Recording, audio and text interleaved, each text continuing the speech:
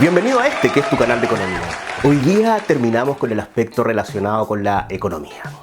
Hoy día terminamos con uno de los elementos básicos de ese comportamiento económico que es tan interesante y que es la teoría de la oferta y la demanda. Yo siempre digo que en economía básica la teoría de la oferta y la demanda es la guinda de la torta porque te enseña todo el comportamiento económico que viene posterior. En esta ocasión nosotros trataremos el equilibrio. El equilibrio entonces entre la teoría de la oferta y la demanda. Vamos entonces. La interacción de la teoría de la oferta y la demanda. Yo siempre lo menciono en economía básica. Esta interacción es la guinda de la torta. Porque en realidad trata de aunar todo lo que nosotros hemos aprendido en el transcurso de esta primera asignatura. Te recuerdo que en realidad esta intencionalidad proviene de fuerzas que determinan el comportamiento de un determinado individuo. Y estas fuerzas están muy relacionadas con los excesos. Tanto el exceso de oferta como en el exceso de demanda provocan fuerzas, interacción que llevan entonces a que las decisiones de los individuos y la producción también que viene por parte de las empresas tiendan al equilibrio. Vemos en pantalla un pequeño gráfico que reúne lo que nosotros vimos en las cápsulas anteriores, ¿cierto? Un precio del producto que es compartido tanto por la cantidad ofrecida como por la cantidad demandada. Si tú te das cuenta, van en direcciones contrarias, producto de que las fuerzas son contrarias, ¿ya? Entonces vas entendiendo efectivamente que existen fuerzas de mercado que regulan entonces el precio que surge dentro de este mercado. Para canalizar esto vamos a ocupar nuestro cuaderno, un aspecto fundamental para el desarrollo de nuestra asignatura. De tal manera que vamos a llevar esto a un gráfico que nos permita entonces analizar, detallar y sacar algunas conclusiones en esta unión de la teoría de la oferta y la demanda que empezamos a trabajar entonces en el transcurso de algunas cápsulas anteriores.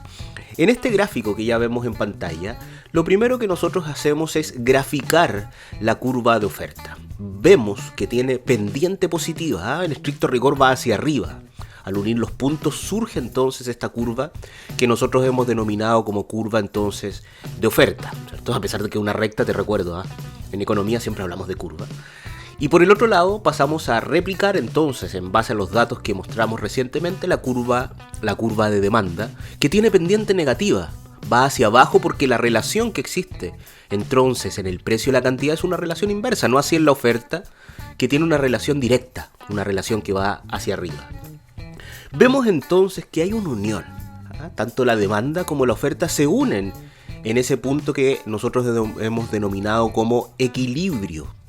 Ese es un punto de equilibrio que retrata entonces que tanto la oferta como la demanda se encuentran en ese lugar. En estricto rigor, ahí sucede el acuerdo de la negociación.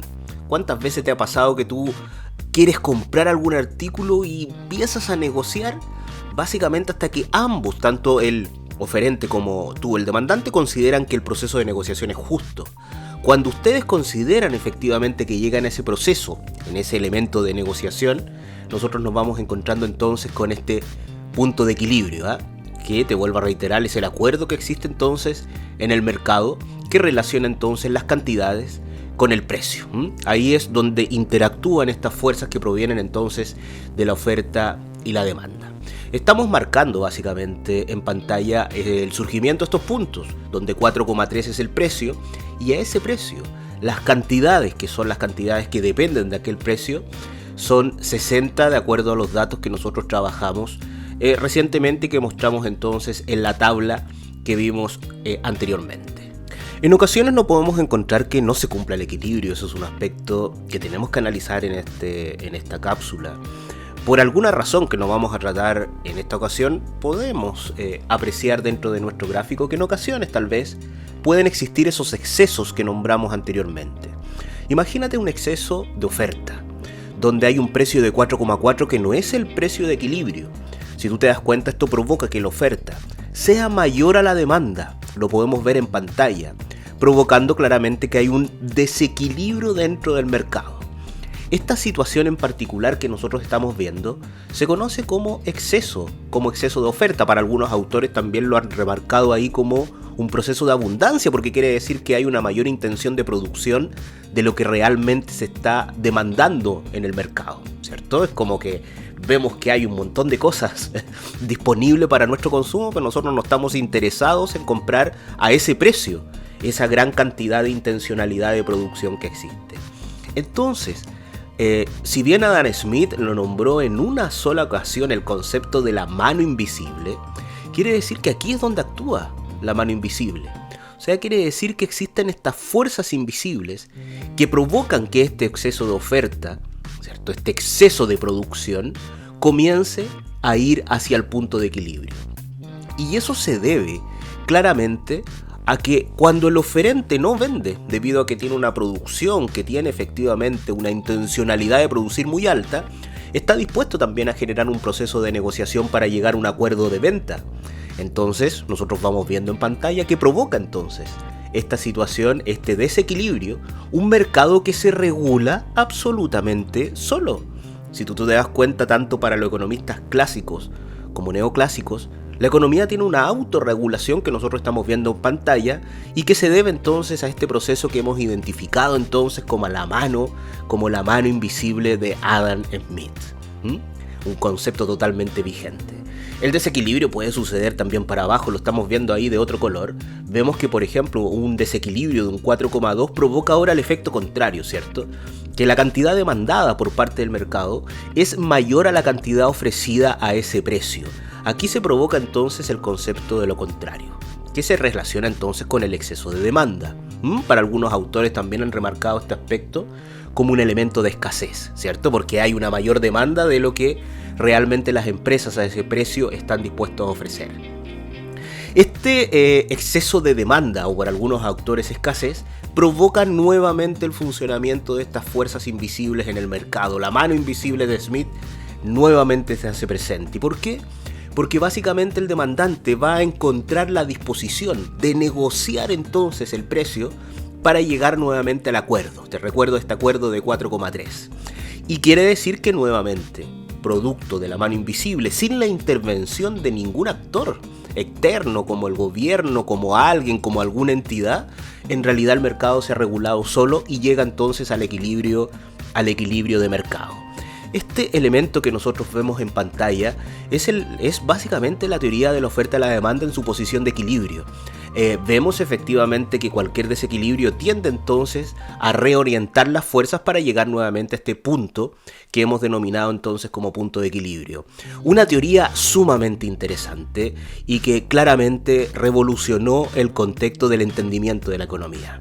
En la tabla que nosotros estamos viendo ahora en pantalla, nosotros vamos apreciando entonces la misma información, pero con las diferencias que existen en cada uno de las combinaciones de bienes, en donde nosotros vamos retratando al final si se trata de un exceso de demanda, un equilibrio o un exceso de oferta. Si tú te das cuenta en el punto 4.3, la cantidad ofrecida es igual a la cantidad demandada, de tal manera que la diferencia es 0.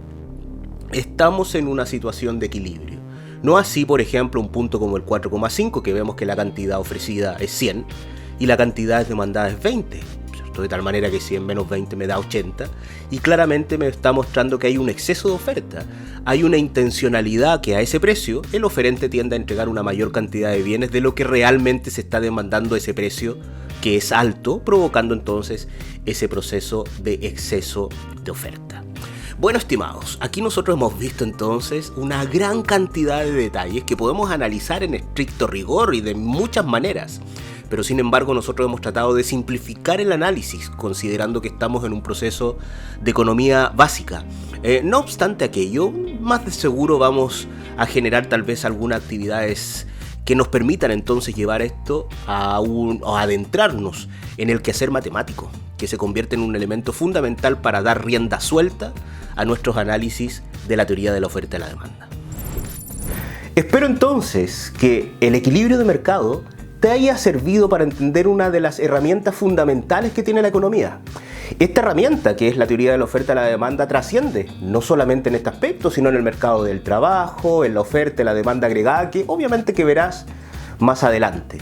Espero que esta introducción al ámbito económico te haya despertado el interés de entender el comportamiento de tu entorno a través de los equilibrios de mercado. Por ejemplo, te paso un dato: todos los precios que tú utilizas y que compras cuando vas a comprar a un supermercado, cuando vas a realizar tal vez algún aspecto comercial, está relacionado entonces por los equilibrios que existen en el mercado. La pregunta que surge entonces: ¿el mercado se regula solo? ¿O necesita entonces la intervención de un actor externo como un gobierno o como el Estado? Es una buena pregunta para terminar este ciclo relacionado con el aspecto económico. Tal vez lancemos unas cápsulas extras que puedan complementar entonces lo que estamos hablando, tal vez algún cuaderno de ejercicios o algo que puedan ser implementados entonces en tus asignaturas de economía básica. Nos vemos entonces en un siguiente ciclo relacionado entonces en tu canal de economía. Nos vemos.